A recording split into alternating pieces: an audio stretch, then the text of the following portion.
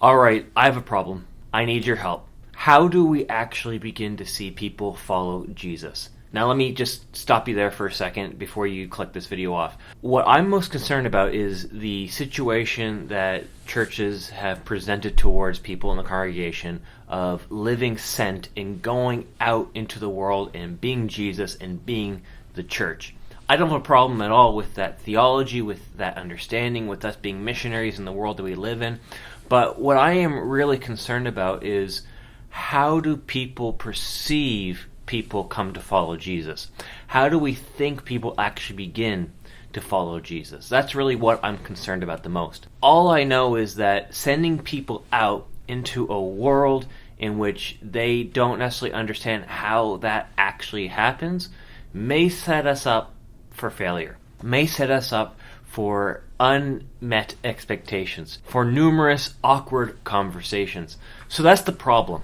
I know in my life, I want to see people come to know Jesus. I know in my past, I have had the opportunity to lead people to follow Jesus. But really, what I want to see right now is people coming to know Jesus through the interactions that I have with them, because I believe that God's Spirit is within me, that He's moving me and He's calling me, and people are also being moved and called by Him closer to Himself. And I would be a part of that. But if I'm completely honest, I don't think it's going to happen primarily through having better arguments or better reasons or better articulations of the faith. I think those things are important, but I don't think that's what actually leads people to Jesus. I think what actually helps people know who Jesus is, not just on a cognitive level, but on a personal level, is simply prayer. But here's a clip from my podcast, Lunch in the Way, where we talk about this a little bit further. My question is, how do you invite somebody into seeing the world like you do, explicitly? Yeah. Not just in a way of like, this is what I do, but you do your thing. Yeah. But how do you actually invite somebody in to experience that? So there's a lot of stuff going on, but still, I always go back to like, man, I just really want to pray for somebody. Right, okay. And have them come to know Jesus. Yeah. And I'm like, how does that happen just off the street? Not even off the street. How does that just happen even within the relationships, let alone your family or your friends or coworkers or colleagues or neighbors? Yeah. The longer I follow Jesus, the more I see people coming to know Jesus through prayer rather than through argument.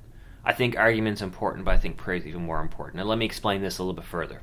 I think people come to know Jesus through prayer beforehand and prayer in the moment. Let me explain. Prayer beforehand, asking God to actually be in a situation, be in a circumstance, be in the conversation that you're having with the person.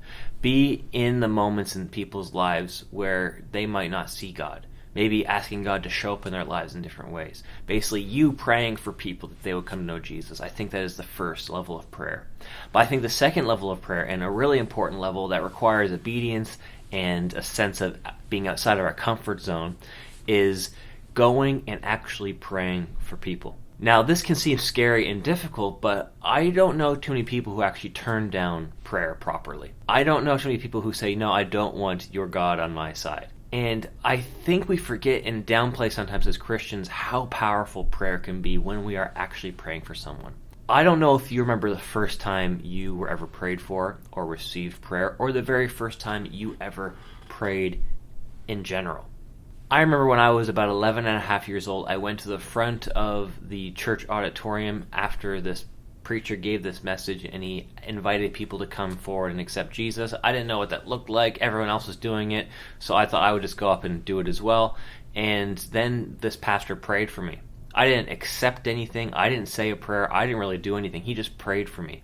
And the amount of love and purpose and meaning and fulfillment and hope that sprung from that prayer was unparalleled. I had never received prayer before in my life like that.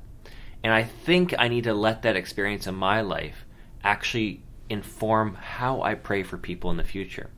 I think there's an opportunity for us to actually allow people to experience the presence of God simply through praying for them. We're not asking them to believe A, B, C, and D. We're not asking them to pray a prayer after us. We're not even asking them to understand the gospel fully. I think on an experiential level, just praying for the person can make all the difference.